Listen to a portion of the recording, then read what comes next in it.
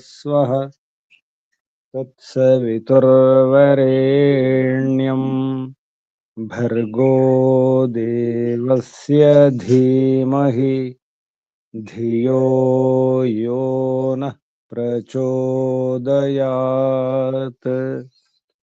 ओम शांति शांति शांति। ओम परमपिता परमात्मा। ఓం ఓంకు వందనాలు.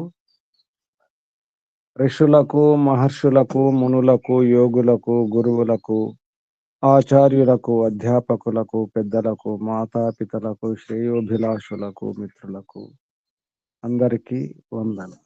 సర్వేభ్యో నమో నమః.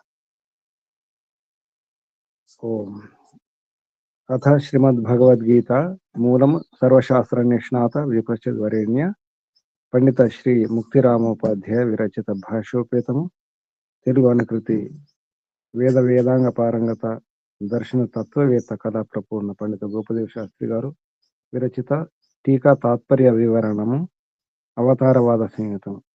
ప్రకాశకుడు ఆర్య సమాజం, కూచిపూడి. ఇది భగవద్గీత, విశుద్ధ భగవద్గీత. ఇందులో 3వ అధ్యాయంలో కొన్ని విషయాలు చెప్పుకున్నాం. ముఖ్యంగా కర్మ గురించి, తర్వాత యోగ అంటే ఏమిటి, సమత్వం యోగ ఉచ్యతే, యోగ కర్మసు కౌశలం.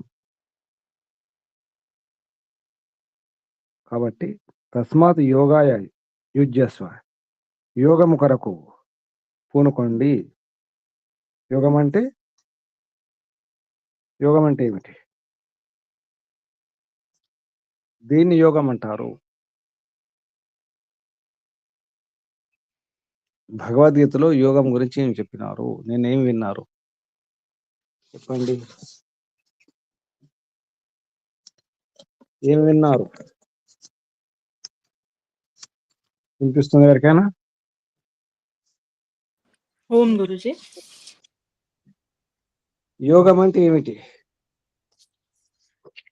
Reaching ultimate goal Guruji. సుఖ దుఃఖాలు సమానం ఉండడం, ఫలాసక్తి విడిచిపెట్టి కర్మ చేయడం, ఫలం ఆశించకుండా, ఫలితం ఆశించకుండా కర్మ చేయాలి. అది కూడా యోగ స్థితిలో, యోగస్థ కురు కర్మ అని, యోగ స్థితిలో, ధ్యాన స్థితిలో ఏకాగ్రం చేసి మనసుని ఏకాగ్రం చేసుకుని పని చేయాలి. ఏ పని చేసినా సమత్వం యోగ ఉచ్యతే. అలాగే యోగ కర్మసు కౌశలం, కర్మ చేయడంలో కుశలత, నేర్పరితనం, నిపుణులు అంటే ఎక్స్పర్ట్ అయి ఉండాలి, జాగ్రత్తగా చేయాలి. బుద్ధియుక్త జహతి అన్నారు. అంటే బుద్ధి, ఎటువంటి బుద్ధి? సామ్య బుద్ధి, సమానతాభావం అన్నారు. ఇటువంటి ఏమి విడిచిపెట్టాలి? సుకృత దుష్కృతే, సుకృత దుష్కృతే ఉభే, పాప పుణ్యాలు రెండు, పాపం లేదు పుణ్యం లేదు, రెండు విడిచిపెట్టాలి. జహతి విడిచిపెట్టండి. ఎవరైతే విడిచిపెడతాడో వాడు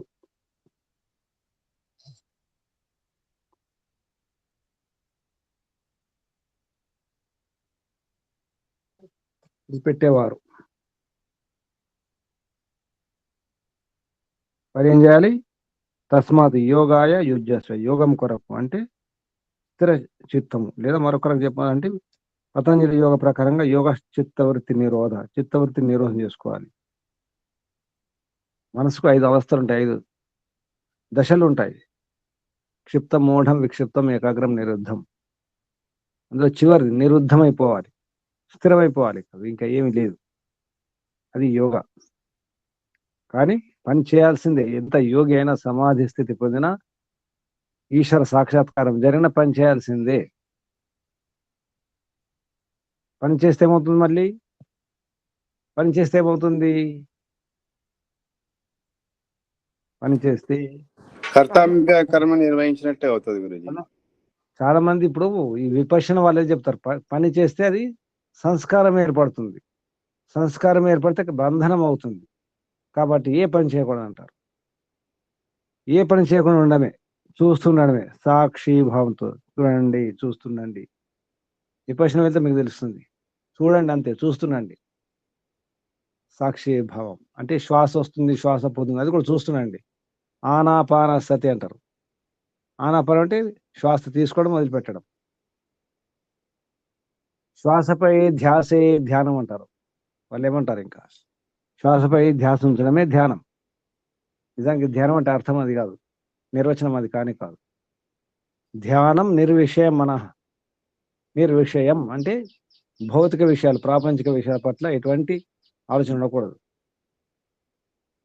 నిర్విషయం, ఏ విషయం ఉండకూడదు. ప్రాపంచిక విషయాలు, పేరు ప్రతిష్టలు, సుఖాలు, ఇటువంటి విషయాలు ఏమి ఉండకూడదు. అది ధ్యానం. ఇంకా సమాధి కాదు, అది ధ్యానం మాత్రమే. ధ్యానం అంటే పతంజలి యోగ దర్శనంలో ఏమన్నారు? తత్ర ఏకతానతా ధ్యానం. తత్ర తత్ర అంటే రకరకాల వ్యవహారాలు చేస్తుంటాం, అంటే ధారణ, రకరకాల ధారణ కేంద్రాలు ఉన్నాయి. ధారణ అంటే ఎక్కడి నుంచి దిగుతాము, ఎక్కడి నుంచి లోపలికి వెళ్తాము. ఒక బావి ఉందనుకోండి, ఆ బావిలో ఒక వస్తువు పడిపోయింది, చెప్పారు. ఉంగరం పడిపోయింది, ఒక వస్తువు పడిపోయింది అని దాని గురించి వర్ణించి చెప్పారు. ఆ బావిలో దిగాలి, దిగే చోటు ఏతుందో దాని పేరు ధారణ. మన శరీరంలో ఈ నాసికాగ్రం, ముక్కు చివర కానీ, నాలుక చివర కానీ, నాలుక మధ్య, నాలుక మూలం, జీవ మధ్య, జీవమూలం, జీవాగ్రం, నాసికాగ్రం, భ్రూకుటి అంటే రెండు కనుబొమ్మల మధ్య, అక్కడితే మనం తిలకం పెట్టుకుంటాం, బొట్టు పెట్టుకుంటాం. అది సహస్రారం, కంఠము, నాభి, ఇలా రకరకాల ధారణ కేంద్రాలు ఉన్నాయి. వీపు కూడా చివరికి అలా చెప్తూ వేళ్ళు, కాళ్ళు ఎక్కడైనా చివరికి చంద్రుడు, సూర్యుడు ఎక్కడైనా ధారణ చేయవచ్చు. ఏకాగ్రం చేసే కంటే ముందు, ధ్యానం కంటే ముందు. అదొక విధానం, అష్టాంగ యోగ విధానంలో. ఇవన్నీ ఏమి లేకుండా కేవలం సాక్షిగా చూడండి, అదే ధ్యానం అంటారు. శ్వాసపై ధ్యాసే ధ్యానం, అది కానే కాదు. కర్మ చేస్తే సంస్కారం ఏర్పడుతుంది, పాపం పుణ్యం అవుతుంది. కాబట్టి కర్మ చేయకూడదు. చూస్తుండడమే, చదువుకోండి, వినండి, అంతే, ఇంకేం చేయకండి. చేస్తే ఏదో పాపం పుణ్యం అవుతుంది, బంధనం అవుతుంది. అర్జునుడికి కలిగినటువంటి సందేహం అది.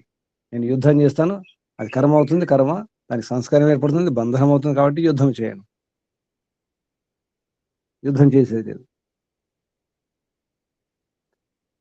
ఇప్పుడు కూడా అదే, అటువంటి సిద్ధాంతాలు ఉన్నటువంటి మతాలు, సంప్రదాయాలు ఉన్నాయి. ఈ యోగా ధ్యాన పేరుతో నేర్పిస్తున్నారు కూడా ప్రపంచంలో. ఏ పని చేసినా కర్మ అయితే మరి ఏ పని చేయకుండా ఉంటామా, ఉండగలుగుతామా? ఏ పని చేయకుండా ఎవరైనా ఉన్నారా? ఏ కోరిక లేకుండా, ఏ పని లేకుండా సాధ్యమా? పని చేయకుండా, కోరిక లేకుండా, ఏమి లేకుండా, ఆలోచన రాకుండా, మనసులో ఎటువంటి ఆలోచన రాకుండా ఆ స్థితి ఉంటుందా? ఏ ఆలోచన రాకూడదు. చివరికి ఏమంటారంటే భగవంతుని ఆలోచన కూడా ఉండదంటారు. మైండ్ బ్లాంక్, ఖాళీ అయిపోవాలి మొత్తం, ఏ మాత్రం ఉండకూడదు, ఖాళీ. అది అసాధ్యమేమే గురుజీ. బయట నేర్పిస్తున్నారు కదమ్మా, మనసును ఖాళీ చేసుకోండి, మొత్తం ఖాళీ, డిలీట్, మొత్తం డిలీట్ అయిపోవాలి, ఎంటీ. డిలీట్ చేసుకున్నా మళ్ళా వస్తూనే ఉంటాయి కదా. నేర్పిస్తున్నారు బయట. చెప్పేవానికి అసలు వాడు బుర్ర ఖాళీ అనమాట. ఎవరైతే ఇటువంటి సిద్ధాంతం నేర్పిస్తారో వాళ్ళు బుర్ర ఖాళీ, ఖాళీ బుర్ర ఉంటే నేర్పిస్తారు. నాకు సందేహం కలిగింది, మీరు వంట చేస్తారు కదమ్మా, వంట చేస్తే పాపం పుణ్యం అడిగాం కదా మొన్న.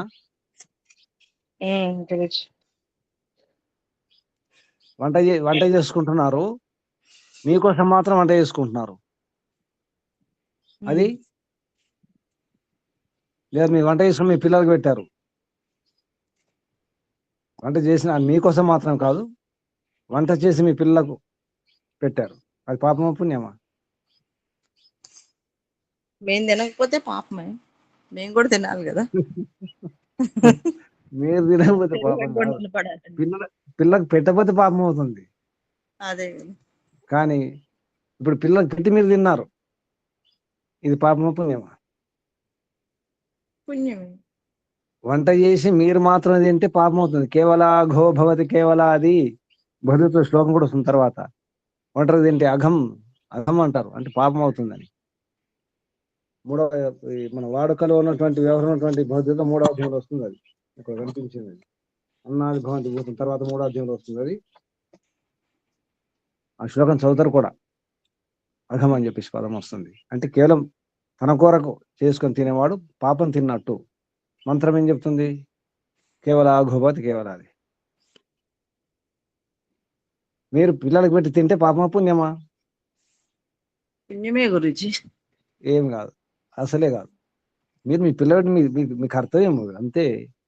అది అసలే కాదు.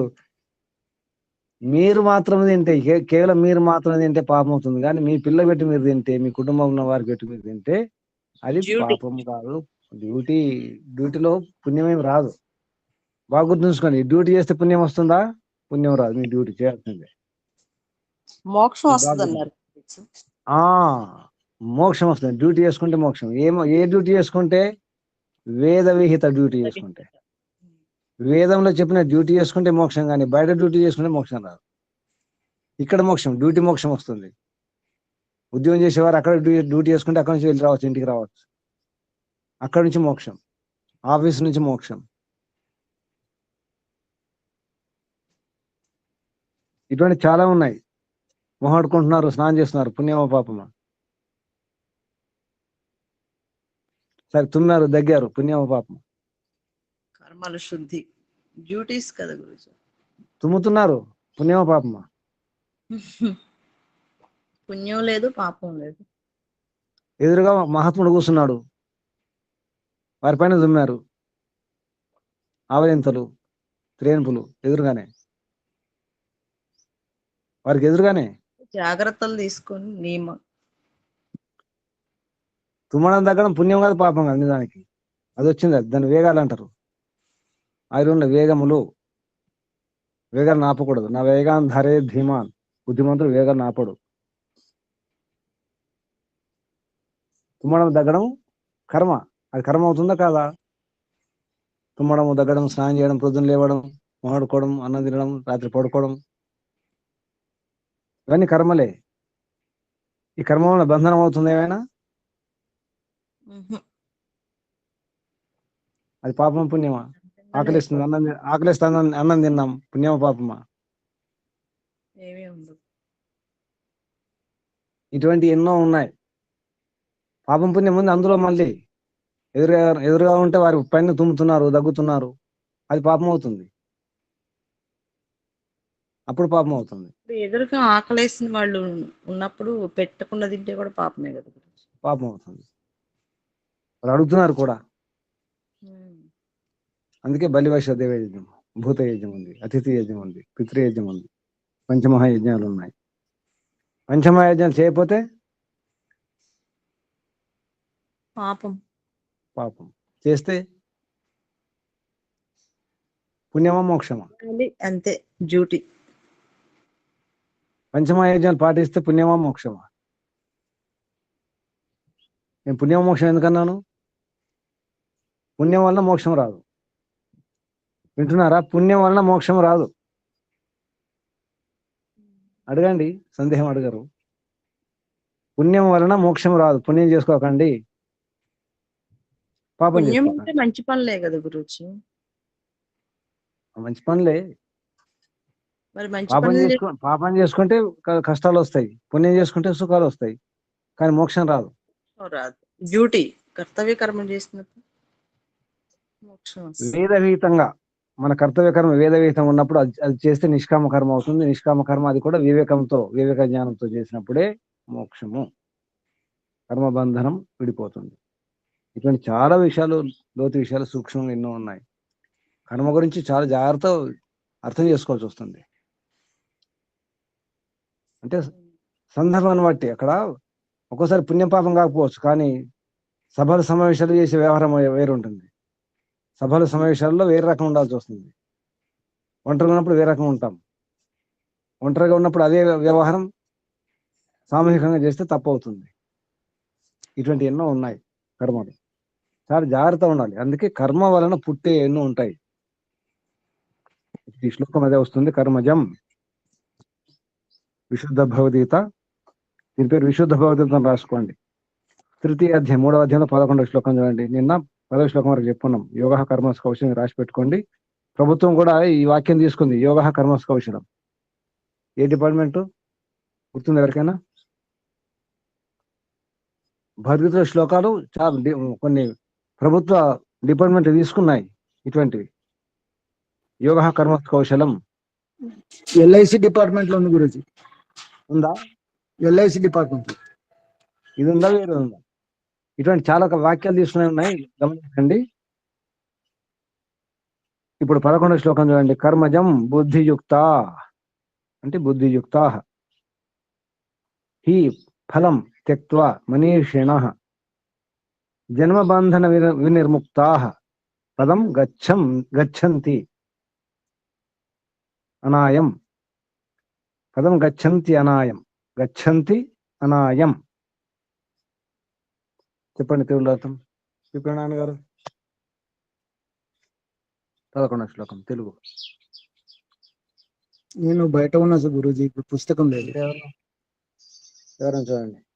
మహేశ్వరమ్మ, మహేశ్వరి. ఓం గురుజీ. శ్లోకం కర్మజం బుద్ధియుక్త. బుద్ధియుక్తాః మనీషిణౌ సామ్య బుద్ధి గల బుద్ధిమంతులు కర్మజం ఫలం త్యక్త్వా కర్మ వలన కలుగు ఫలమును విడిచి జన్మబంధ వినిర్ముక్తాః జన్మమనడి బంధము నుండి విడివడి అనామయం పదం గచ్చంతి రోగరహిత స్థానము మోక్షము పొందుదురు. తాత్పర్యము: కర్మలు సిద్ధించినను సిద్ధింపకున్నను హర్ష శోకముల బొందక సామ్యము నుండు బుద్ధిమంతులే కర్మల వలన గలుగు ఫలములను విడిచి జన్మబంధనము నుండి ముక్తి లగుదురు. అట్టి వారే దుఃఖరహిత మగు నుత్తమ స్థితిని పొందుదురు. ఇది ఏ మోక్షము. ముక్తులగుదురు. ముక్తులు బుద్ధిమంతులు ఏ అక్కడ హర్ష శోకముల పొందక సామ్యమున నుండి బుద్ధిమంతులు ఏ కర్మ వలన కలుగు ఫలములను విడిచి, బుద్ధిమంతులు ఏ కర్మల వలన కలుగు ఫలములను విడిచి జన్మ బంధనము నుండి ముక్తులగుదురు అంటే అది అన్నమాట. అటువంటి వారు ఏమంటున్నారు? కర్మజం అంటే కర్మల వలన, కర్మజ అంటే పుట్టడం వలన, అంటే కర్మల వలన ఉత్పన్నమయ్యే పుట్టే కలిగే కర్మలు కలిగేటువంటి ఏతున్నాయో అది అన్నమాట. ఆ ఫలమును విడిచి హి అంటే కారణంగా లేదా నిశ్చయంగా, ఫలం త్యక్త్వ మనిషి నవ్వు ఉంది అక్కడ, మనిషి నవ్వు కాదు, మనీషిణః ఉండాలి. అర్థంలో బుద్ధియుక్త మనీషిణః ఉంది, మనిషి నవ్వు కాదు, మనీషిణః మార్చుకోండి. విసర్గ నవ్వు కాకుండా నా. ఇత్రస్తి ఫలం.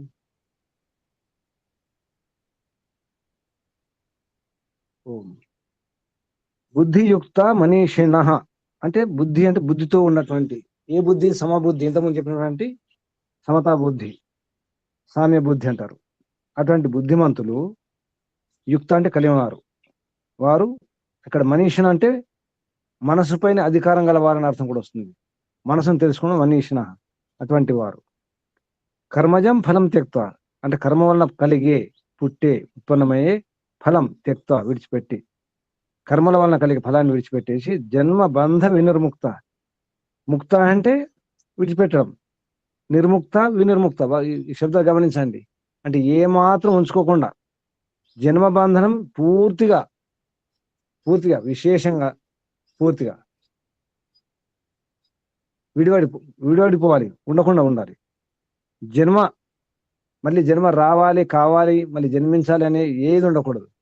జన్మించడానికి కావలసినటువంటి సంస్కారాలు కానీ కారణాలు కానీ, జన్మకు సంబంధించిన కారణాలు ఉండకూడదు. అది బంధనం అవుతుంది. అది పూర్తిగా విడిపడాలి, విడిచిపోవాలి. అటువంటి వ్యవహారం చేయాలి. అదేంటి? అనామయం పదం గచ్చంతి. పేర్లు విన్నారా? సర్వే భవంతు సుఖిన. శ్లోకం చెప్పండి ఎవరైనా. సర్వే భవంతు సుఖిన. సర్వే సర్వే సంతు సంతు నిరామయాః. నిరామయాః సర్వే భద్రాణి పశ్యంతు మా కశ్చిత్ దుఃఖభాగ్ భవేత్. అనామయం నిరామయం. అనామయం అంటే ఏంటి? నిరామయం అన్నా అనామయం అన్న ఒకటే అర్థం. అంటే రోగరహితం. రోగరహితం. రోగాలు ఎప్పుడు వస్తున్నాయి? ఇక్కడ రోగరహిత స్థానం అన్నారు, మోక్షం పేరు. అనామయ స్థానం. పదం అంటే స్థానం, పదం అంటే స్థితి. అనామయం. ఆమయం అంటే ఆమయం, రోగ సహితం అనుకుంటాం. సహితం. అనామయం అంటే రోగం లేని. రోగం లేని స్థితి ఎప్పుడు కలుగుతుంది? మీకు రోగాలు రావద్దంటే మంచి ఉపాయం చెప్తాను. ఏ రోగం లేకుండా ఉండాలంటే చేస్తారా? ఏ రోగం రాదు ఇక. కావాలా ఉపాయం? కావాలి ఏ రోగం అందరికీ రాదు. అందరికీ కావాలి. ఏ రోగం రాకుండా ఉండాలంటే మంచి ఉపాయం ఉంది. చెప్పండి గురూజీ. చేస్తానంటేనే. చేస్తాం గురూజీ, చేస్తాం. ఏ రోగం రాకుండా ఉండాలంటే మోక్షం పోవడమే. ఎందుకు చెప్పండి? శరీరం ఉందంటే తప్పకుండా రోగాలు వస్తాయి, మనసు ఉందంటే తప్పకుండా రోగాలు వస్తాయి. అసలు ఏ రోగం రావద్దు అనుకుంటే శరీరం ఉండొద్దు, మనసు ఉండొద్దు, ఇంద్రియాలు ఉండొద్దు, ఏది ఉండొద్దు. అది ఎక్కడ సాధ్యమవుతుంది? ట్రీట్మెంట్ చెప్తారేమో అని ఎదురు చూస్తాం. ఏమో మందులు చెప్తారు అనుకున్నాం గురూజీ మేము. మంచి ఉపాయం ఒకటే. చూసుకోండి. ఏ రోగం, అసలు రోగాలు దేనికి వస్తున్నాయి? శరీరాన్ని. ఆ శరీరం లేకపోతే రోగాలే ఉండవు. మనసు లేకపోతే మానసిక రోగాలు లేవు కదా. అప్పుడు ఆత్మ కాబట్టి లేకపోతే ఆత్మ రోగాలు ఉండవు. ఒక ఆత్మక రోగం ఏంటి? అవిద్య కదా. మోక్షంలో అవిద్య ఉండదు. ఇక మోక్షంలో అవిద్య లేదు, ఆత్మ కూడా రోగం లేదు. ఏ రోగం లేకుండా ఉండే స్థితి ఒక్కటే, పరమాత్మ యొక్క సన్నిధి మాత్రమే. ఇక్కడ ఏమన్నారు? ఇది నేను తయారు చేసిన పదం కాదు. రోగరహిత స్థానం అని చెప్పి రాసి చూడండి, అర్థంలో చూడండి ఏముంది. రోగరహిత స్థానం అని మోక్షం.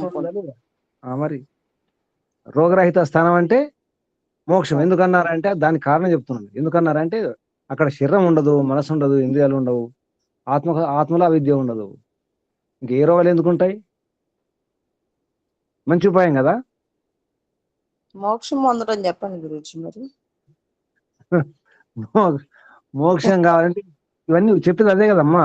కర్మజం బుద్ధియుక్త హి ఫలం త్యక్త్వ. ఫలాన్ని విడిచిపెట్టండి. భగవంతుడు ఏదైతే ఆదేశించినాడో అవి పాటించండి. వాటి మాటికి అది చెప్తున్నారు కదా, ఫలం త్యక్త్వ ఫలాపేక్ష కర్మని వాధికారస్య మా ఫలేషు కదాచన. ఫలం ఆశించకండి. పేరు ప్రతిష్టలు అది ఇది ఈ భౌతిక సుఖాల గురించి ఆశించకుండా అంతే. కర్మ నా డ్యూటీ, కర్తవ్య కర్మ, నియత కర్మ అంటారు. తర్వాత ఆ శ్లోకం కూడా వస్తుంది. కర్మ చేయండి, కానీ కర్మ బంధనము, దేనివల్ల కర్మ బంధనం జరుగుతుందో అది అక్కడ జాగ్రత్త ఉండాలి. మనకు చాలా సందేహాలు ఉంటాయి. మరి ఇన్ని చేస్తున్నాం కదా, కర్మ చేయకుండా ఉండలేం కదా. తప్పకుండా కర్మ బంధనం కలుగుతుంది కదా, సంస్కారాలు ఏర్పడుతున్నాయి కదా. సంస్కారాలు ఏర్పడకుండా ఉండాలంటే బయట వారు చెప్పినట్టు చూస్తూ ఊరుకోవడమే, చూస్తూ ఉండడమే. చూస్తూ కూడా ఏమనుకోవద్దు, మళ్ళీ అసహించుకోకూడదు, ఇవన్నీ చెప్తుంటారు.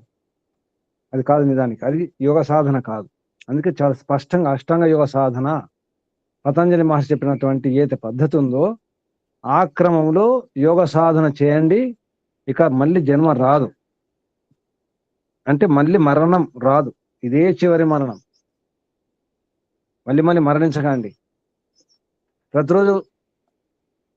ప్రతిరోజు చావడం మంచిదా? ఒకసారి చావడం మంచిదా? ఒకసారి. ఒకేసారి చావడం. మరి రోజు ఎందుకు వస్తున్నారు? రోజు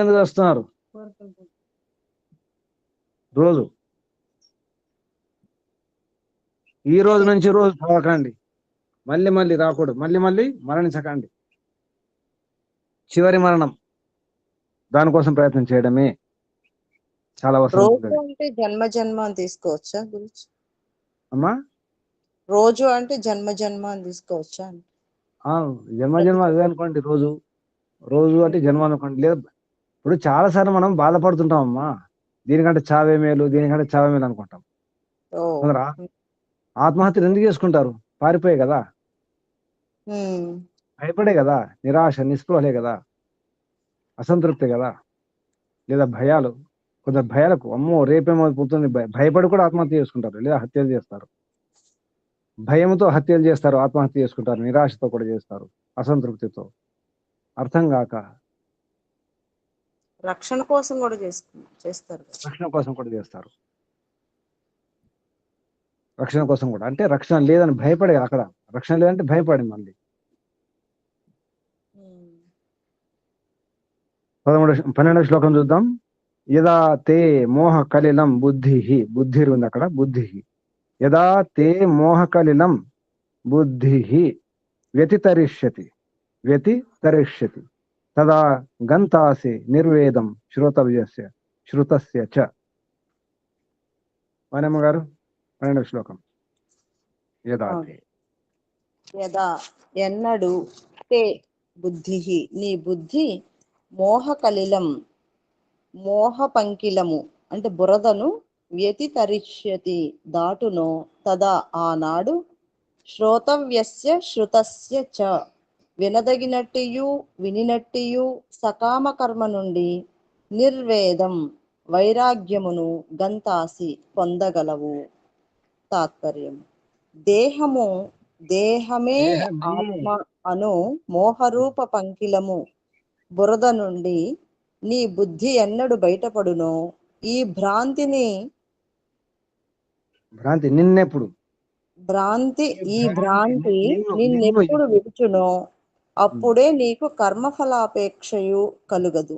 కర్మఫలము నుండి వితృష్ణ వైరాగ్యము కలుగును. ఇది సమాధానం. ఇందాక అడిగారు కదా, దేహమే ఆత్మ అను మోహరూపము బురద పంకిలం, కలిలం అన్నారు. మోహ కలిలం పంకిలం అంటే పంకిలం అంటే బురద.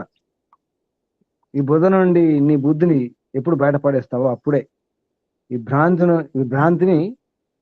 నిన్నెప్పుడు విడుచునో అన్నాడు. ఈ భ్రాంతి నిన్నెప్పుడు విడుచు కాదు, మనం భ్రాంతి పట్టుకున్నాం. ఈ వాక్యంలో వేరే అర్థం తీసుకోవాలి. ఈ భ్రాంతిని మనం ఎప్పుడు విడిచిపెడతామో, ఈ భ్రాంతి నిన్నెప్పుడు విడుచును అన్నాడు. అప్పుడే నీకు కర్మఫల అపేక్ష కలగదు. కర్మఫల అపేక్ష ఉంది, ఆశ ఉంది. అది కర్మఫలం నందు వితృష్ణ వైరాగ్యం అవసరం. అంటే ముందు దేహమే ఆత్మ, ఇక్కడే ఉంది సమస్య అంతా. అందరిలో మనందరికి సమస్య ఇదే. మనం అంటున్నాం కానీ వింటున్నాం కాబట్టి అంటున్నాం. ఈ దేహం వేరు, శరీరం వేరు అంటే నేను ఆత్మను, నేను వేరు, ఊరికే మాటలు, ఇవన్నీ వాక్యాలు చదివినాం కాబట్టి. కానీ లోపలేముంది, నిజంగా ఏముంది? మళ్ళీ దేహమే ఆత్మ. నేనంటే ఎవరు? ఈ దేహమే, ఈ శరీరం అనుకుంటాం.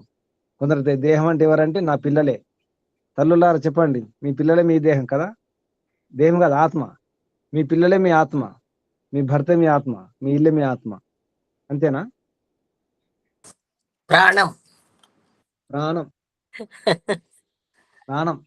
ప్రాణం ప్రాణాల కంటే ఎక్కువ.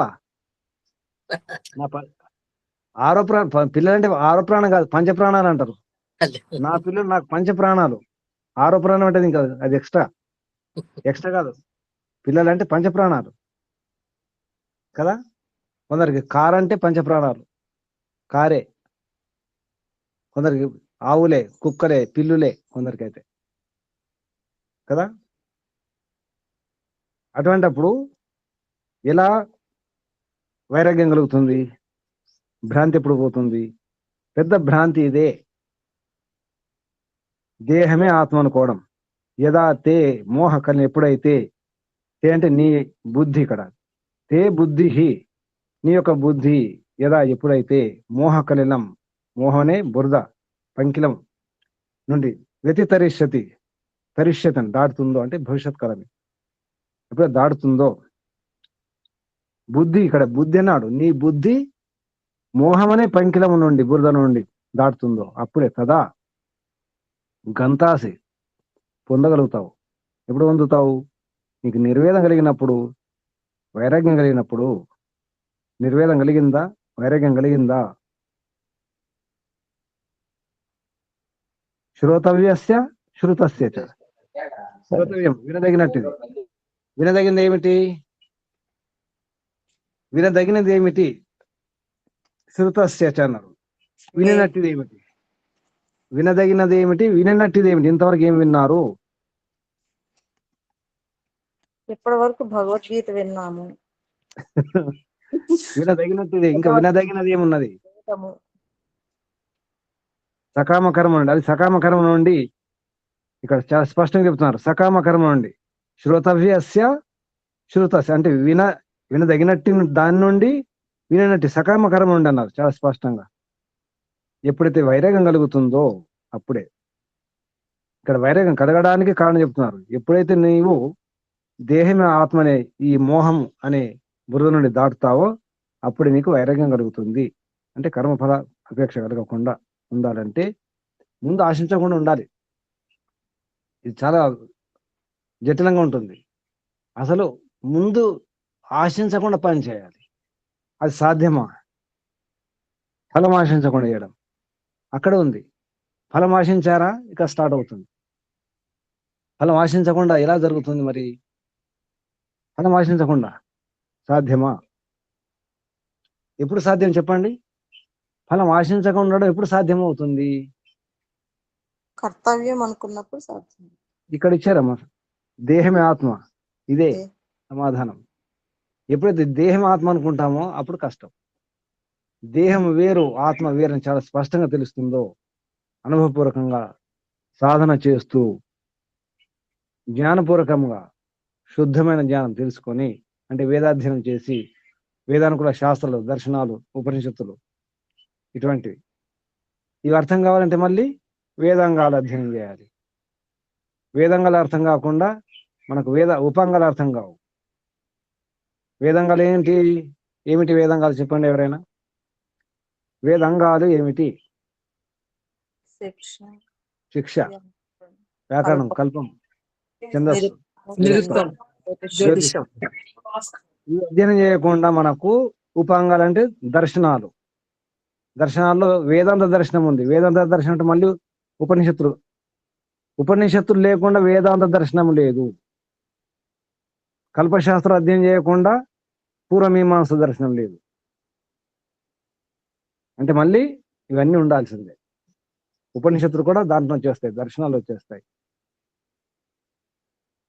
అంటే స్పష్టంగా తెలియాలి. ఈ దేహమే ఆత్మ అనే భ్రమ పోవాలంటే అధ్యయనం అవసరం. ఊరికే అధ్యయనం అంటే మీకు మీరే పుస్తకాలు చదువుకుంటేనా? నలుగురు విద్యార్థులు కలిసి ఒక స్టడీ సర్కిల్ ఏర్పాటు చేసుకుని చదువుకుంటూ వస్తుందా? విద్యార్థులు ఉపాధ్యాయులు లేకుండా జరుగుతుంది. అదే కదా మనం ఏం చేసుకుంటున్నాం. అందరం విద్యార్థులమే, అందరం కూర్చొని మాట్లాడుకుంటున్నాం. ఏమైనా అర్థమవుతుందా? ఈ రోజుల్లో కూడా ఇంత టెక్నాలజీ ఉన్నప్పటికి కూడా ఈ రోజు కూడా టీచర్స్ ఉన్నారా లేదా? టీచర్స్ అవసరం ఉందా లేదా? టీచర్స్ కానీ, లెక్చరర్స్ కానీ, ప్రొఫెసర్స్ కానీ చెప్పేవారు. సంగీతం కానీ, నాట్యం కానీ, చిత్రలేఖనం కానీ, ఏదైనా విద్యలు నేర్చుకోవడానికి, కళ నేర్చుకోవడానికి మళ్ళీ టీచర్ అవసరం ఉన్నారా లేదా? పర్ఫెక్ట్నెస్ రావాలంటే టీచర్స్ కంపల్సరీ తప్పకుండా అవసరం.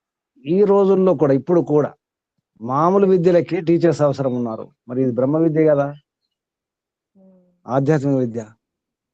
మనం చెప్పుకుంటున్నాం, జరుగుతుంది అదే కదా. మనం మాట్లాడుకుంటున్నాం. ఎలా తెలుస్తుంది? తెలియదు. ఇక భ్రమలు ఉంటున్నాయి. భ్రమలు పోవాలి. క్లారిఫై చేయడానికి ఆచార్య డౌట్స్ ఉంటే డిస్కషన్ చేసి క్లారిఫై చేసి అధ్యయనం చేసే దాన్ని కరెక్ట్ గా అర్థం చేసుకోవడానికి గురువు అవసరం. మీ పరిచయం చెప్పండి. వీరనాథ్ ఆర్య. బాగుంది పేరు, వీరనాథ్. అవునా సార్, నమస్కారం. ఎక్కడ నుండి? హైదరాబాద్ అండి. హైదరాబాద్ ఆరాంఘర్ దగ్గర ఉంటా, శంషాబాద్ నియర్ బై. ఎవరి ద్వారా ఎవరి ద్వారా తెలిసింది ఈ క్లాస్ ఇక్కడ దొరుకుతున్నట్టు? యాక్చువల్లీ నేను ఆర్య సమాజ్ గ్రూపులు ఉంటాను, యజ్ఞానికి వెళ్తుంటాను, మునిశేఖర్ ఆచార్య క్లాసెస్ వింటా ఉంటాను. గ్రూప్ లో మీది మెసేజ్ వచ్చింది ఆచార్య. సో ఈ రోజే ఫస్ట్ టైం చూశాను కాబట్టి అటెండ్ అయ్యాను. వింటుండండి. శుభం. నమస్తే గురుజీ, నేను విజయలక్ష్మి ముని గారు చెప్పారు, ఇందులో వాట్సాప్ కూడా వచ్చింది. మీరు పరిచయమే, మీరు సుపరిచితులమ్మా. విజయలక్ష్మి అమ్మ గారు బాగా పరిచయమే, పాత పరిచయం. శుభం. ఇది 12వ అధ్యాయం కదండి మీరు చెప్పేది? 12వ అధ్యాయం అమ్మ 3వ అధ్యాయం 12వ శ్లోకం. ఇది విశుద్ధ భగవద్గీత, వాడుకలో ఉన్న భగవద్గీత కాదు. గోపదేవ శాస్త్రి అనువాదం చేసినటువంటి గోపదేవ శాస్త్రి గారి యొక్క గురువు గారు దీన్ని శుద్ధం చేసినారు. సరే వినండి. శుభం. 13వ శ్లోకం చూడండి. ఇప్పుడు ఏమర్థమైంది? దేహమే ఆత్మ అన్న ఈ భ్రమ నుంచి మనం బయటకు రావాలి. బాగా గుర్తుంచుకోండి, అన్నిటికీ కారణం ఇదే, మన భ్రమ. దేహమే అంటే ఇక్కడ కేవలం మన శరీరం మాత్రమే కాదు. పిల్లలు అనుకున్నట్టు పిల్లలే పంచప్రాణాలు అన్నట్టు. మీకు పిల్లలే ఆత్మ. మీకేమైనా పర్వాలేదు, మీ ప్రాణమైనా పర్వాలేదు, కానీ పిల్లలు బాగుండాలి. తల్లుడు అది కూడా భ్రమే. అందుకే మీరు ఇరుక్కుపోతారు. మీ కష్టాల కారణం మీ భ్రమ. చివరి శ్లోకం ఈ అధ్యాయంలో, శృతి విప్రతిపన్నా తే యదా స్థాస్యతి నిశ్చల సమాధౌ అచల. సమాధ వచల ఉంది కదా, సమాధౌ అచలాహ. అచల ఇది ఏకవచనమే. నిశ్చల. శృతి విప్రతిపన్నా తే యదా స్థాస్యతి నిశ్చల సమాధౌ అచలా బుద్ధి. బుద్ధి స్థిరం కాబట్టి అచలా బుద్ధి. బుద్ధి తద, బుద్ధి తద సమాధౌ అచలా బుద్ధి తదా యోగం అవాప్స్యసి. ఇది శ్లోకం. ఎవరు ప్రభు గారు? నమస్తే గురుజీ. శృతి విప్రతిపన్న నానావిధ శత్రువుల వలన, నానావిధ శృత వలన విచలితమైన. తప్పు. శృతి శృతి నానావిధ శృతి వలన. తా ఉంది, ప్రింటింగ్ మిస్టేక్. నానావిధ శృతి వలన విచలితమైన తే బుద్ధి, నీ బుద్ధి, యదా ఎప్పుడు, సమాధౌ నిరోధమునందు, అచల స్థిరమై, స్థాస్యతి నిలబడును, తథా అప్పుడు, యోగం అవాప్స్యసి యోగమును పొందుదువు. తాత్పర్యం. ఆగండి. సమాధౌ కంటే ముందు నిశ్చల రాసుకోండి. సమాధౌ కంటే ముందు ఆగండి. నిశ్చల. నిశ్చల ఉంది గురుజీ. అవును. యదా స్థాస్యతి నిశ్చల అచల బుద్ధి రెండు. ఈ అచల నిశ్చల రెండు బుద్ధికి సంబంధం. అది ఇందులో బుద్ధి మాట రాయలేదు, అర్థంలో శబ్దార్థంలో.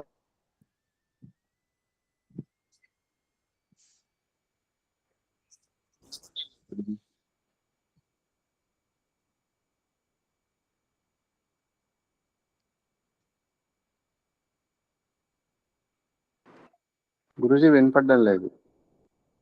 అచల స్థిరమైన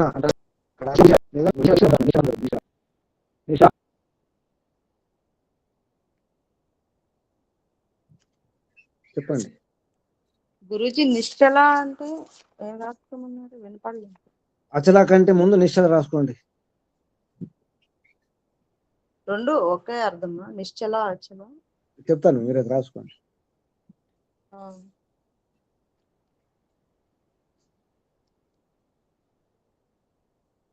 ప్రభు గారు చెప్పండి, అర్థం చెప్పండి. గురూజీ, అర్జున నానా విధములుగా సిద్ధాంతములను వినినందున నీ బుద్ధిలో స్థిరత లేదు. అది ఎప్పుడు స్థిరమగునో అప్పుడే నీవు యోగి అగుదువు. నమస్తే గురు. మన గతి మన స్థితి ఇదే. అర్థమైందా? ఏమన్నారు? నానా విధములుగా ఉన్నటువంటి సిద్ధాంతాలు వినందువలన. మనకి ఎన్ని సిద్ధాంతాలు తెలుసు? ఎన్ని దేవతల పూజలు చేస్తాం మనం? ఎన్ని నోములు నోస్తాం? ఎన్ని భక్తులు చేస్తాం? ఎన్ని దీక్షలు, ఎన్ని వ్రతాలు? స్వామి ఏ శరణమయ్యప్ప. ఇంకెన్ని దీక్షలు ఉన్నాయి? ఏమి దీక్షలు ఉన్నాయి ఈ రోజుల్లో?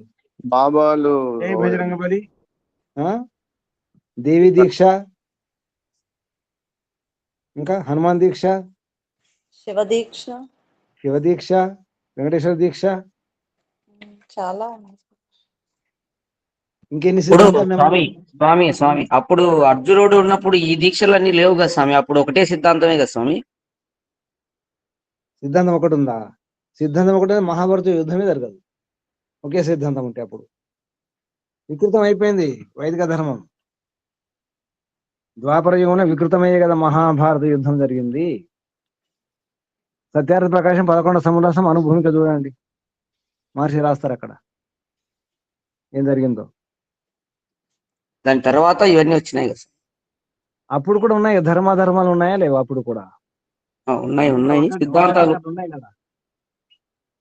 మహాభారతం సమయంలోనే అజ అనే ఒక పదానికి అర్థం తెలియక మేకలను చంపి యజ్ఞయాగాలు చేసినారు. ద్వాపర యుగంలో మేకలను చంపాల్సి వచ్చింది అజ అనే శబ్దం అర్థం కాక. ఇప్పటికీ చేస్తున్నారు గురూజీ. మరి ఇప్పటికి మరి అజములు అంటే మేకల, అజ అంటే జన్మ పుట్టకుండా ఉండేవి. 2 సంవత్సరాల తర్వాత ఉన్నట్టు ధాన్యం వాడమన్నారు. 2 ఏళ్ళు 3 ఏళ్ళు ధాన్యం వాడితే అవి పుట్టవు, మళ్ళీ మొలకెత్తావు అని చెప్పేసి ఒకటి ఉంది. అంటే ఏదైనా ధాన్యం వాడితే అది వాడాలి మనం, కొత్త ధాన్యం కాదు. కొత్త ధాన్యం మొలకెత్తుతుంది కదా, జీవం ఉంటుంది, ప్రాణం ఉంటుంది అందులో. అజములు అంటే జన్మించకూడదు, మళ్ళీ మొలకెత్తకూడదు. అటువంటి గింజలు వాడాలి. అప్పుడు సందేహం కలిగింది. అంటే అటువంటి సిద్ధాంతాలు అప్పుడు ఉన్నాయి. అంతేందుకు, త్రేతాయుగంలో కూడా ఉన్నాయి రకరకాల సిద్ధాంతాలు. రావణుని సిద్ధాంతం వేరు, రాముడి సిద్ధాంతం వేరు. అప్పుడు కూడా ఉన్నాయి కదా. అప్పుడు రాక్షసులు ఉన్నారు కదా, వంకటింకర ఆలోచించే వాళ్ళు. శృతి విప్రతిపన్న నానావిధ శృతి వలన విచలితమైన బుద్ధి, చలించిన బుద్ధి. తే నీ బుద్ధి యదా ఎప్పుడైతే సమాధం అంటే నిరోధ స్థితి అనమాట. క్షిప్తం మూఢం విక్షిప్తం ఏకాగ్రం కాకుండా తర్వాత లాస్ట్ చివరిది నిరోధ స్థితి అంటే అసంప్రజ్ఞాత సమాధి.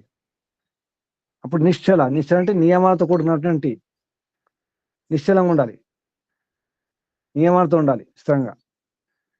ఒకటి అచలం, చలం కాకుండా నిశ్చలం అచలం స్థిరం అన్నమాట. పూర్తి స్థిరంగా ఉండాలి బుద్ధి, మళ్ళీ వెనక్కి రాకూడదు. అది నిరోధ స్థితిలో జరుగుతుంది. అది సర్వవృత్తి నిరోధేతు అసంప్రజాత సమాధి. అన్ని వృత్తులు నిరోధమైనప్పుడు పూర్తిగా ఇంకా ఏం ఉండకూడదు, నిశ్చలం, పూర్తి నిశ్చలం. అటువంటి స్థితిని పొందుతుంది బుద్ధి. స్థాస్యతి అంటే ఉంటుందో, స్థిరమవుతుందో నిరోధ స్థితి యందు. ఇక్కడ బుద్ధి అంటే బుద్ధి అనుకోకండి, ఇక్కడ బుద్ధి అంటే చిత్తమే. ఇక్కడ మాత్రం బుద్ధి అంటే చిత్తం. మీ చిత్తం ఎప్పుడైతే స్థిరమవుతుందో, నిశ్చలము అచలమవుతుందో, స్థాస్యతి ఉంటుందో, నిలబడుతుందో, స్థిరమవుతుందో కదా, అప్పుడు యోగం అవాప్స్యసి, యోగము పొందుతావు. మనం ఎక్కడున్నాం? ఇక్కడ ఉన్నాం. మనం నానా విధములుగా సిద్ధాంతాన్ని విన్నాము. అందుకే బుద్ధిలో స్థిరత్వం లేదు, అంటే చిత్తం స్థిరం లేదు. ఇక్కడ బుద్ధి అంటే చిత్తం రాసుకోవచ్చు, అనుకోవచ్చు. బుద్ధి ఎందుకున్నారంటే, బుద్ధి అంటే జ్ఞానం అని. బుద్ధి ఉపలబ్ధి జ్ఞానం ఇది అనర్థాంతరం న్యాయదర్శనం. బుద్ధి అన్న జ్ఞానం అని ఒకటి, అంటే వివేక జ్ఞానం లేకపోవడం. అందుకే స్థిరం కావడం లేదు. ఎందుకు బుద్ధి స్థిరం కావడం లేదు, చిత్తం స్థిరం కావడం లేదు? కారణం ఇదే. రకరకాల సిద్ధాంతాలు ఉన్నాయి మనకు, రకరకాల భావాలు ఉన్నాయి. ఇప్పుడు భాషలో మాట్లాడితే సెంటిమెంట్లు ఎన్నో ఉన్నాయి. మాకు సెంటిమెంట్లు ఉన్నాయా లేవా? ఒకే సిద్ధాంతం ఉందా మనకు లోపల? మనం అనుకుంటున్నాం మేము వైదిక ధర్మమే అని అనుకుంటున్నాం, కానీ బయటకు వెళ్తే మళ్ళీ పౌరాణికమే. మళ్ళీ ఆ గుడి కనిపిస్తుంది, ఈ గుడి కనిపిస్తుంది, మళ్ళీ అన్ని కనిపిస్తాయి, ఆచారాలు కనిపిస్తాయి, అన్నీ చేస్తాం మళ్ళీ. మనం లోపల పోలేదు ఇంకా, ఆ బురద పోలేదు ఇంకా, మరకలు ఉన్నాయి ఇంకా. నిజం చెప్పండి, మరకలు ఉన్నాయా లేవా?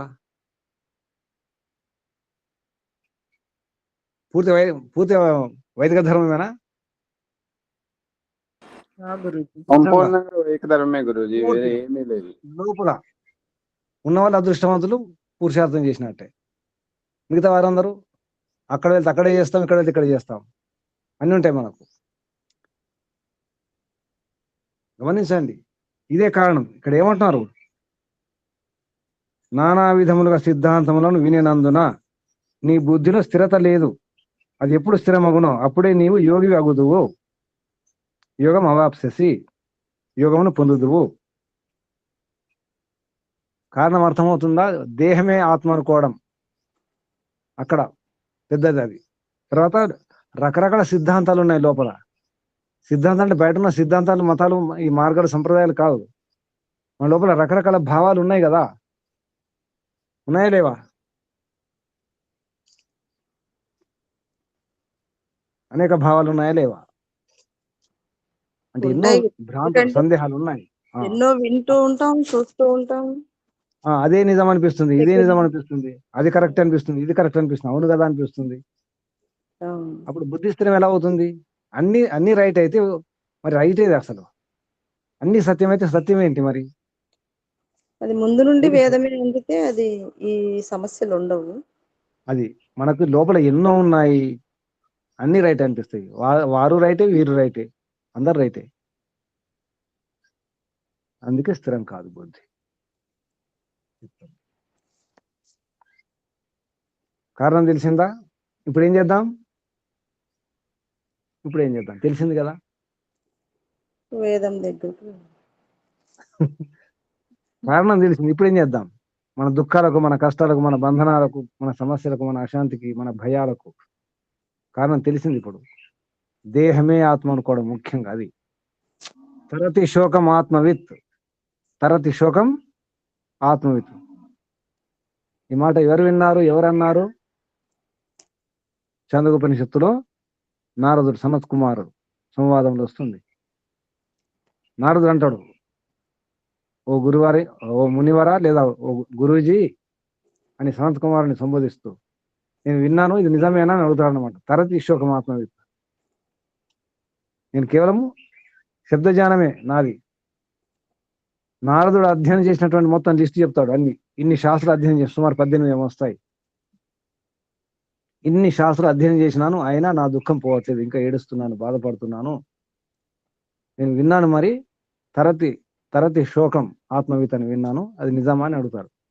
మనం కూడా అదే, మనము శబ్దవిధులమే. శబ్దాలు వింటున్నాం, అందుకే అంటున్నాం, వింటున్నాం, అక్కడే ఉంటున్నాం. అనండి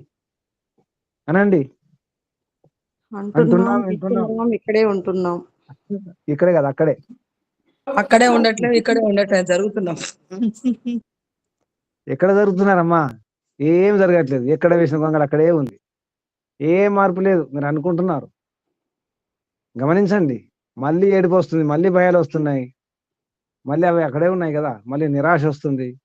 ఎక్కడ పోయిందని, ఏం జరిగిందని.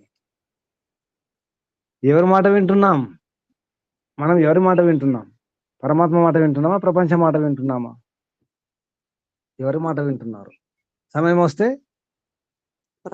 ఎవరి మాట వింటున్నారు? ఎవరికి విలువనిస్తున్నారు?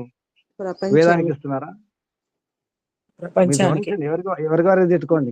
ఉంటున్నాం కాబట్టి ప్రపంచానికి విలువ.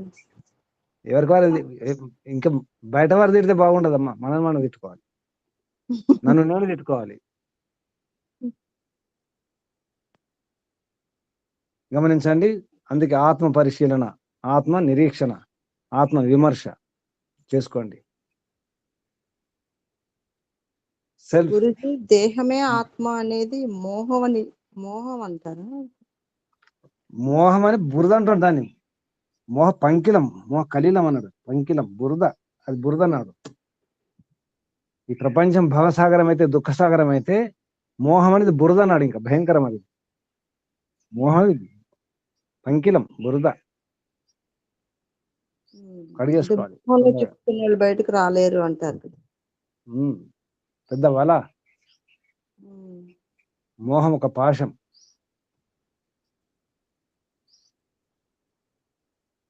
ఏం చేద్దాం? ఉపాయం ఉంది, ఏం భయపడకండి. అష్టాంగ యోగ మార్గం ఉంది. ఎక్కడి నుంచి ప్రారంభిద్దాం? యమ నియమాల నుంచి ప్రారంభించాలి. యమ నియమాలు ఏముంది ప్రారంభంలో? యమములెన్ని? 5. అహింస, సత్యం, అస్తేయం, బ్రహ్మచర్యం, అపరిగ్రహం, శౌచం. ఎన్ని? శౌచ సంతాప స్వాధ్యాయం, తపస్. ఈశ్వర ప్రణిధానం, ఈశ్వర ఈశ్వర ప్రణిధానం. ప్రణిధానం. ఇది మార్గం. ముందు ఏం పాటించాలి? ముందు సత్యం, అహింస. ముందు సత్యం పాటిస్తారా? ముందు ఏమున్నది? అహింస, ముందు యమాలు ఉన్నాయి గురుజీ, యమాలు పాటిస్తారు. యమములు. యమములు, యమములు, తర్వాత నియమములు, దాని తర్వాత ఈశ్వర ఆసన. ఆసనాలు. యమ నియమ ఆసన. ఆసనాలు ఏ ఆసనాలు? మీరు రోజు చేసే ఆసనాలా? ఎగిరేవి దుంకేవి? కావు. ఏ ఆసనాలు వేస్తారు మరి? పతంజలి ఆసనాలు. స్థిర సుఖమాసనం. స్థిరంగా సుఖంగా ఉండాలి, సరళంగా ఉండాలి, హాయిగా ఉండాలి. అటువంటి ఆసనం వేయాలి. అంటే ధ్యానం కుదరాలి. మీరు ఆసనంలో కూర్చుంటే ధ్యానం ఆ స్థితి రావాలి. అంత స్థిరంగా ఉండాలి. అది ఆసనం. స్థిరం, సుఖం. దాని తర్వాత ఆసనం తర్వాత ఏంటి? ప్రాణాయామం. తర్వాత ప్రత్యాహారం. తర్వాత ధారణ. ధ్యాన, ధ్యాన. ఇది మార్గం, ఇది క్రమం. దొరికింది ఉపాయం, దారి దొరికింది కదా. ఎక్కడ ప్రారంభిస్తారు? ప్రారంభం అహింస నుంచి ప్రారంభం. అహింస అనేది పునాది, అదే అసలు ఆధారం. అదే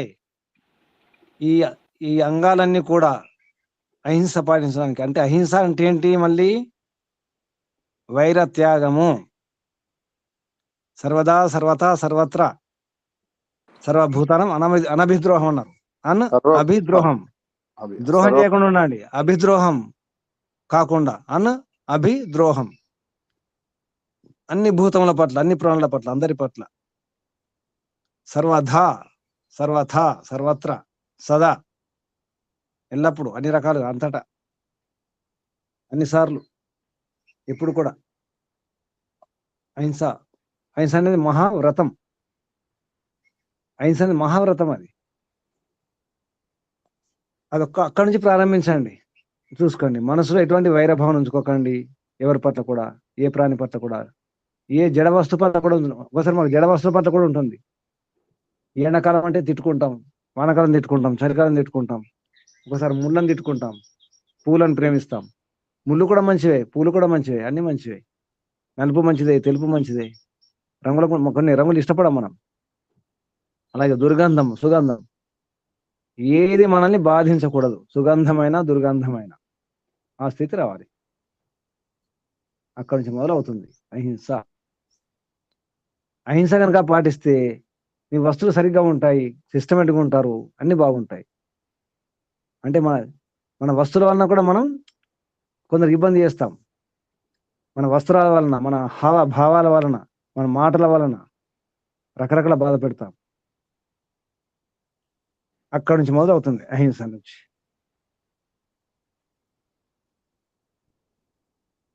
దారి దొరికిందా? దారి దొరికిందా? కనిపిస్తుందా దారి? కనబడుతుంది. ప్రయాణం చేద్దామా? ఈ దారిలోనే ప్రయాణిస్తున్నాం గురుజీ. ప్రయాణం చేద్దామా? చేద్దాం గురుజీ. ఎన్నడు ప్రారంభించడం? అమాస తర్వాత, పౌర్ణమి ఎప్పుడంటే అప్పుడు, ఇప్పుడే. అమాస తర్వాత, ఉగాది తర్వాత, ఇప్పుడే ఈ క్షణమే ప్రారంభించండి, ఉపక్రమించండి. ఇప్పుడే. మిగతా వారు ఎప్పుడు ముహూర్తాలు పెట్టుకున్నారా? దేని కొరకు ముహూర్తం? దేని కొరకు ఈ ముహూర్తం? దేని కొరకు చెప్పండి. ఎవరి కొరకు? దేని కొరకు? మోక్షం కొరకు. ఎవరి కొరకు కాదు, ఎవరి కొరకు వారి, మీ కొరకు మీరే ముహూర్తాలు పెట్టుకోండి. మీ కష్టాలు, మీ బంధనాలు, మీ ఇబ్బందులు, మీ భయాలు దూరం చేసుకునే మార్గం ఇదే. బాగా గుర్తుంచుకోండి, అర్థం చేసుకునే ప్రయత్నం చేయండి. ఏది శాశ్వతమో, ఏది అశాశ్వతమో బాగా అర్థం కావాలి. ఈ దేహం శాశ్వతం కాదు, ఆత్మ శాశ్వతం. ఇక్కడ అర్థం కావాలి. అక్కడ భ్రమ ఉంది మనకు. దేహం ఉంటుంది అనుకుంటున్నాం, ఈ బంధనాలు ఉంటాయనుకుంటున్నాం. బంధనాలు నిజానికి. ఈ బాంధవులు కూడా, ఈ ప్రపంచమంతా బంధనమే. అంటే శరీరమే బంధనం. శరీరం లేకపోతే ఏ బంధువులు లేరు. ఏ సంబంధం లేదు. ఎవరికి ఎవరు కాదు, చివరికి ఎవరు కాదు, ఎవరికి ఎవరు కాదు, చివరికి ఎవరు కాదు, ఏది రాదు, ఎవరు రారు, ఎవరు రక్షించరు మిమ్మల్ని. చివరి క్షణంలో రక్షించేది ఎవరు? మీ ధనాలు కాదు, మీ సాధనాలు కాదు, మీ భవనాలు, మీ వాహనాలు, మీ పదవులు, అధికారం ఏది కాదు. శరీరం ఉన్న బలం కూడా కాదు, ఈ యవ్వనం కాదు, ఈ అందం కాదు, ఏది కాదు. భ్రమలో ఉండకండి, బయటకు రండి. సరేనా? బయటకు వస్తున్నారా? బయటకు వస్తున్నారా? వస్తున్నాం గురూజీ. ముఖ్యంగా విషాద యోగము ప్రారంభమైన నుంచి మీరు భగవద్గీత అంత విఫలంగా ఎప్పుడు అర్థం కాలేదు గురూజీ. కొంచెం అప్పుడప్పుడు భయము అది ఇది కొంచెం దుఃఖం అన్నట్టుగా ఉండేది, కానీ మీ వివరణ విన్న తర్వాత చాలా సంతోషంగా ఆనందంగా ఉంది. భయం మొత్తం భయం, అప్పుడప్పుడు వచ్చేది కొద్దిగా భయం. భయం ఎందుకు? భయం కారణం చెప్పండి. చెప్పాను కదా, ఏడవడానికి కారణం ఉందా? ఇప్పుడు అర్థమైంది. విషాదానికి కారణం ఉందా? అసలు కారణం లేదు. ఎందుకు ఏడవాలి? ఏడవలసిన అవసరం లేదు కదా. దేనికోసం ఏడుస్తున్నాం? పోయేదానికోసం ఏడుస్తున్నాం. ఎలా పోతుంది? అది ఆగదు. ఏడవడానికి కారణమే లేదు, ఏడవకండి. శుభం. దీంతో 3వ అధ్యాయం కూడా పూర్తి చేసుకున్నాం. తృతీయ అధ్యాయం సమాప్తము. నిజానికి వాడుకలో ఉన్నటువంటి భగవద్గీతలో 2వ అధ్యాయమే ఇది. 2వ అధ్యాయంలో ఇంకా శ్లోకాలు ఉన్నాయి. అది 4వ అధ్యాయం, స్థితప్రజ్ఞ లక్షణం అని చెప్పేసి ప్రారంభించడం జరుగుతుంది. 4వ అధ్యాయంలో రేపు చూద్దాం. స్థితప్రజ్ఞ అంటే ఇవన్నీ ఉన్నాయి కదా, మరి ఎలా స్థిరంగా ఉండాలి? సమబుద్ధి, సమయబుద్ధి అన్నారు కదా, ఎలా ఉండాలో 4వ అధ్యాయం స్థితప్రజ్ఞ లక్షణం. ఇంకా 2వ అధ్యాయం సాంఖ్యయోగమే, వ్యవహారం ఉన్నటువంటి భగవద్గీతలో ఇంకా 2వ అధ్యాయంలో ఉన్నాం. కానీ అందులో చాలా శ్లోకాలు ప్రక్షిప్తాలు ఉన్నాయి ఈ భగవద్గీతలో. అన్ని తీసివేసి, అంటే ఇంకా ఉన్నాయి. మరి ఏమన్నారంటే గోపదేవ శాస్త్రి గారి గురువు గారు, ఇంకా ఉండొచ్చు, లేదా కొన్ని నేను మంచి శ్లోకాలు కూడా తీసివేసి ఉండొచ్చు, ఇంకా శుద్ధి చేయాల్సిన అవసరం ఉంది, ఇంకా పరిశీలించాల్సిన అవసరం ఉందన్నారు. ఏమైనా సందేహాలు ఉంటే అడగండి. 5 నిమిషాలు. సందేహాలు ఏమీ లేవు అంటారు కదా, సందేహాలు ఏమీ లేవా? ఓం గురూజీ. చెప్పండి అమ్మా. నిన్న సత్సంగంలో ఒక సందేహం గురించి, భగవంతుణ్ణి ఏది ప్రార్థించొద్దని చెప్పారు కదా గురూజీ మీరు నిన్న. ఏది కానీ అడగొద్దు, ఏది కానీ ప్రార్థించొద్దు. కానీ కొన్ని పరిస్థితులు వస్తాయి గురూజీ, అసమంజస స్థితిలో కూడా దారి చూపించమని కూడా అడగొద్దా గురూజీ? దారి అమ్మా, చూపిస్తూనే ఉన్నాడు కదా. దారి క్షణంలో అర్థం కాదు గురూజీ, ఏం చేయాలో అర్థం కాదు. అది ఒప్పుకోవాలి. నాకు అర్థం కావడం, భగవంతుడు నీవు దారి చూపిస్తున్నావు కానీ నాకు అర్థం కావడం లేదు అని ఒప్పుకోవాలి. నేను అర్థం చేసుకోవడం లేదు అని ఒప్పుకోవాలి. అప్పుడు ఏం చేయాలి? భగవంతుడి మీద భారం వేయాలి. నీదే భారం అని చెప్పి, నీకే తెలుసు, నీదే భారం, తప్పేమిటో ఒప్పేమిటో పాప పుణ్యం నాకు అర్థం కావడం లేదు, తమరికే తెలుసు అని చెప్పేసి భారం వేసి, నీకంతా తెలుసు అని భారం వేసి ఉండడమే. అంటే స్థిరం కావడం, భారం వేసి స్థిరమైపోవాలి. సమర్పణ చేసుకోవడం ముఖ్యం ఉంటుంది. దాని పేరే ఈశ్వర ప్రణిధానం అంటారు యోగ దర్శనంలో. పూర్తిగా సరెండర్ అయిపోవడం, ఇంకేమీ లేదు. అంతా నీకే తెలుసు. ఇప్పుడు చిన్నపిల్లలు ఉంటారు కదమ్మా, చిన్నపిల్లలు, మీ పిల్లలు చిన్న ఉన్నప్పుడు మీకు అడిగారు అన్ని పెట్టండి, అది ఇవ్వండి, ఇది ఇవ్వండి, స్నానం చేసి అడిగారా? లేదు. మీరు చేశారా లేదా? చేశాను. మీ పిల్లలకి ఏ భావన ఉంటుంది మీ పైన? మా అమ్మకి తెలుసు, ఏమైనా అమ్మకే తెలుసు. మేము స్నానం చేయలేదు, బట్టలు వేసుకోలేదు, ఏమి వాళ్ళకి బాధ్యత లేదు కదా, భయం లేదు వాళ్ళకు, చిన్న పిల్లలకు. అంటే ఏముంది మీ పట్ల? సమర్పణ ఉంది, పూర్తిగా సంపూర్ణ సమర్పణ, నమ్మకం, సంపూర్ణ సమర్పణ, పూర్ణ విశ్వాసం. అదే భగవంతుని పట్ల ఉండాలి. ఆ స్థితి భగవంతుని పట్ల మనకు ఉందా? ప్రశ్నించుకోండి. మనం కూడా చిన్నప్పుడు, చిన్న బిడ్డగా ఉన్నప్పుడు మనం కూడా అదే పని చేసినాము అమ్మ పైన. అమ్మ పట్ల అదే అటువంటి భావన ఉంది మనకు. అవును గురూజీ. అదే అనుభవించి వచ్చినాం. సమర్పణ ఎలా చేసుకోవాలో చిన్నగా ఉన్నప్పుడు, బాల్యంలో ఆ పని చేసినాం. సమర్పించుకోవడం తెలుస్తుంది మనకు, కానీ మర్చిపోయినాం. అహంకారం వచ్చేసింది. పెరిగిన తర్వాత అమ్మనేమంటారు, అమ్మ నీ అవసరం లేదు, అమ్మ నీకేం తెలియదు, అమ్మ నీకు మాట్లాడరు రాదు. నేర్చుకున్నది అమ్మ వద్దే ఆ భాష, మాతృభాష. కానీ నీకు మాట్లాడడం రాదమ్మా, నీకు భాష రాదంటారు. అంటే ఏమొచ్చేసింది, వారికి ఒక విశ్వాసం వచ్చేసింది, అహంకారం వచ్చేసింది. ఇప్పుడు అమ్మ అవసరం లేదు. ఆ స్థితి మనకు వచ్చింది. ఇప్పుడు భగవంతుడు అవసరం లేదు మనకు. ఆ స్థితిలో ఉన్నాము. ఏడుపు వచ్చింది, మన అమ్మ గుర్తుకొస్తుంది. ఏడుపు వచ్చినప్పుడు అమ్మ అంటారు పిల్లలు. అలాగే ఉంది పరిస్థితి. మనం అదే భగవంతుని బిడ్డలం, అమ్మా అంటాం. దేవుడు గుర్తుకొస్తాడు, దేవుడా అంటాం. కానీ సమర్పణ ఉండాలి. అనన్య భక్తి అన్నారు భగవద్గీతలో. అనన్య భక్తి ఉండాలి. అనన్య చింతయంతో మాం. శ్లోకం చెప్పండి. అనన్య చింతయంతో మాం. గుర్తుకులేదు గురుజీ. నేనే రక్షిస్తానంటాడు చివరికి. తెలిసిన చెప్పండి, శ్లోకం గుర్తుకొచ్చిందా? అనన్య చింతయంతో మాం. అనన్య భక్తి ఉండాలి. చెప్పండి. గురుజీ నేను రావచ్చు అండి గురుకులకు, మా బాబు గురుకులకు అంటున్నాడు అంతవరకు. ఇప్పుడు తర్వాత మాట్లాడడం ఈ విషయం వేరు. ఇప్పుడు ఇక్కడ అనన్య భక్తి గురించి మాట్లాడుతున్నాం. ఇది అభ్యాసం మొదటి నుంచి కదా మీరు చెప్పేది? ఇప్పుడు వినండి ముందు వింటుండండి. అభ్యాసం మొదటి నుంచి కదా మీరు చెప్పేది? ఇప్పుడు అమ్మ వినండి ముందు. నేను ఇక్కడ విషయం వేరు, సందర్భం వేరు. ఇప్పుడు అనన్య భక్తి గురించి మాట్లాడుతున్నాము, అది అడగండి. అనన్య భక్తి అంటే ఏంటి? భగవంతుడు తప్ప ఇంకేం గుర్తుకు రాకూడదు. ఆ భక్తి మనకుందా? అలా ఉంటే సమస్యలు లేవు. మహేశ్వరం అర్థమైందా? సమాధానం దొరికిందా? సమాధానం దొరికింది గురుజీ. ఏం లేదు, చిన్నపిల్లలకు మారిపోండి. భగవంతుని అడగాలి అంటే అడగంది అమ్మ కూడా అన్నం పెట్టదు. అమ్మ కొద్దిగా మాటలు వచ్చిన తర్వాత, ఇప్పుడు మాటలే రావు మీకు, ఇంకేం అడుగుతారు? ఎలా అడగాలో తెలియదు కదా. అప్పుడు ఏం చేయాలి? అమ్మ నీకే తెలుసు అంత, భగవంతుడా నీకే తెలుసు అంత, అమ్మకు తెలుసు. శాశ్వత మాత పరమాత్మ, శాశ్వత పిత పరమాత్మ కదా. ఎప్పుడు అమ్మే పరమాత్మ, ఎప్పుడు నాన్నే, సదా నిత్యం సత్యం. శాశ్వత మాత, శాశ్వత పిత, పరమిత పరమాత్మ కదా. సమర్పణ చేసుకోండి. ఏం అడగకండి, అంతా నీకే తెలుసు. అడిగేది లేదు, కోరేది లేదు.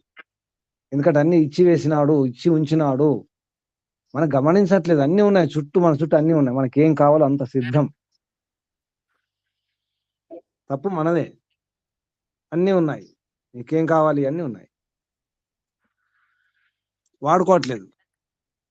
శరీరం కాకుండా ఇంద్రియాలు, బుద్ధి, మనసు, ఎన్నో అంగాలు, లోపల బయట ఎన్నో శక్తులు, విద్య, విచక్షణ అన్ని చేసినాడు. ఇంకేం కావాలి? పంచమహాభూతాలు ఇచ్చినాడు. సూర్యుడు, చంద్రుడు, గ్రహాలు, నక్షత్రాలు, నీళ్లు, ఎండ, వాన, అన్ని, గాలి. ఇంకేం కావాలి మీకు? కాళ్ళు, గోళ్ళు కూడా ఇచ్చినాడు. ఒక బుద్ధి కావాలా? బుద్ధి కూడా ఇచ్చినాడు. అమ్మ బుద్ధి లేదా మీకు? బుద్ధి ఉంది కదా. బుద్ధి ఎవరికి లేదు? అందరికి బుద్ధి ఉంది. బుద్ధి లేకపోతే ఎలా మాట్లాడుతున్నాం? బుద్ధి లేకపోతే మాట్లాడలేం కదా. అందరికి బుద్ధి ఉంది. బుద్ధి లేని వారు ఎవరు లేరు ప్రపంచంలో. కాకపోతే బుద్ధిని వాడుకోవట్లేదు. అన్నీ ఉన్నాయి. అల్లు నోట్లో శని ఉంది. అన్నీ ఉన్నాయి, వాడుకోవడం రాదు మనకు, అది ఒప్పుకోండి. ఇంకా ప్రశ్నలు? గురూజీ, దేహమే ఆత్మ అంటే మిథ్యా జ్ఞానంలో భాగమే కదా గురూజీ ఇది? పక్క మిథ్యాజ్ఞానం ఇది. అనిత్య శుచి దుఃఖానాత్మ నిత్యం శుచి సుఖాత్మ ఖ్యాతిర విద్య. అనిత్యాన్ని నిత్యం అనుకుంటున్నాము, అశుచిని శుచి అనుకుంటున్నాం, దేహాన్ని శుచి అనుకుంటున్నాం, శుభ్రం అనుకుంటున్నాం. ఈ దేహం మురికి నిజానికి. 4 రోజులు స్నానం చేయకపోండి, ఒక 2 రోజులు మొహం ఆడుకోకండి, తెలుస్తుంది ఎంత శుచో ఎంత శుభ్రమో. అశుచి ఇది శరీరం పుట్టుకే అశుద్ధం నిజానికి. స్థానాద్ బీజాద్ ఉపస్తంభ అని చెప్పేసి శ్లోకం వస్తుంది యోగదర్శనంలో. స్థానము, బీజము, వీర్యకణాలు ఇవన్నీ కూడా అని గమనిస్తే ఏమవుతుంది? చనిపోయిన తర్వాత ఏమవుతుంది? శరీరం దుర్గంధం, దానికి శుచి అనుకుంటాం. ఇది అవిద్య. ఖ్యాతి అవిద్య. అంటే ఇటువంటి ఖ్యాతి అంటే అటువంటి జ్ఞానం. అనిత్యాన్ని నిత్యం అనుకోవడం, అశుచిని శుచి అనుకోవడం, అనాత్మను ఆత్మ అనుకోవడం అన్ని కూడా అవిద్య. పక్కా విద్య ఇది. దేహమే ఆత్మ అనుకోవడం, మన దేహాన్ని ఆత్మ అనుకోవడం అవిద్య అయితే, పిల్లలే ప్రాణం అనుకోవడం, ఇల్లే ప్రాణం అనుకోవడం ఇంకా అవిద్య.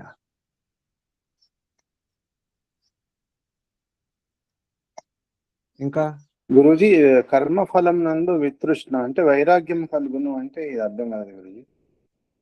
వైరాగ్యం అంటే అర్థం కాలేదా? భగవంతుని మీద వైరాగ్యం కలుగుతుందని. ఇది కర్మఫలం నందు ప్రపంచంలో ఉన్నటువంటి వాటితో విగత రాగం ఉండకూడదని. వైరాగ్యం అంటే రాగం ఉండకూడదు, ప్రేమ ఉండకూడదు, ప్రీతి ఉండకూడదు. మనకు ప్రీతి ఉంటుంది, అన్ని వదిలిపెడతాం కానీ మళ్ళీ ప్రీతి, ఆ రాగం వదిలిపెట్టాం. అన్నిటికంటే పెద్ద బంధనమే రాగం. రాగము, ద్వేషము, మోహం ఉంది కదా. రాగద్వేష మోహాలలో మోహం విడిచిపెట్టవచ్చు కానీ ద్వేషం కూడా వదిలిపెట్టవచ్చు. కానీ రాగం తెలియకుండా మనల్ని మోసం చేస్తుంది. అది మంచిది అనిపిస్తుంది, ప్రీతి కదా, ప్రేమ కదా, బాగుంది. కానీ తీయగా మాట్లాడితే, మధురంగా మాట్లాడితే, ప్రేమ చేస్తే ఉండదనిపిస్తుంది. వారు మోసం చేస్తే మళ్ళీ ఏడుస్తాం. పెద్ద పెద్ద దోషం అదే. రాగము, ద్వేషము, మోహాలను దోషాలు అన్నారు. దుఃఖ జన్మ ప్రవృత్తి దోష మిథ్యాజానానాం. న్యాయదర్శనం రెండవ సూత్రం ఇది. అది అపవర్గం కావాలి, మోక్షం కావాలంటే ముందు ఏం చేయాలి? మిథ్యాజానం దూరం చేసుకోండి. దానివల్ల ఏమవుతుంది? రాగము, ద్వేషం, మోహాన్ని దోష దూరం అవుతాయి. రాగము, ద్వేషం, మోహాన్ని దోష దూరం అవుతే ప్రవృత్తి అంటే ధర్మాధర్మాలు, పాపపుణ్యాలు చేయకుండా ఉంటాం. పాపపుణ్యాలు చేయకుండా ఉంటే జన్మ రాదు. జన్మ రాకపోతే దుఃఖాలు ఉండవు. ఆ సూత్రంలో ప్రారంభం ఏంటి? స్టార్టింగ్ దుఃఖ జన్మ ప్రవృత్తి దోష మిథ్యాజానం. ఇది క్రమం ఉంది. మన దుఃఖాల కారణం ఏమిటి? జన్మ అంటే శరీరం రావడమే. అక్కడికి వచ్చిందా మళ్ళీ దేహమే ఆత్మ అనుకోవడమే. దుఃఖాల కారణం జన్మ. జన్మ ఎందుకు వచ్చింది? ధర్మాధర్మాలు అంటే పాపపుణ్యాలు చేసినాం, అది ప్రవృత్తి అన్నారు. దోషాలు రాగము, ద్వేషం, మోహం కారణం.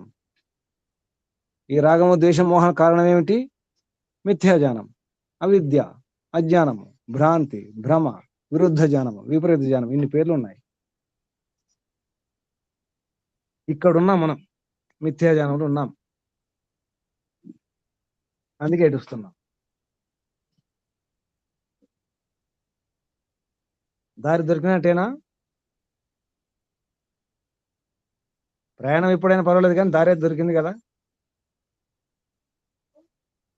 దారి ఎప్పుడో దొరికింది గురూజీ. నడుస్తున్నా కానీ ఇంకొంచెం వేగం పెంచాలి.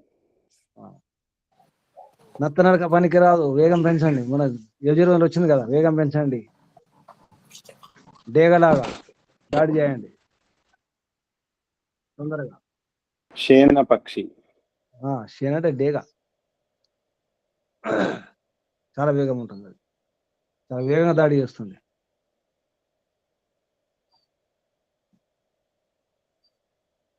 ముగించేద్దామా? ఇంకేమైనా సందేహాలు ఉంటే రేపు అడగండి. శుభం.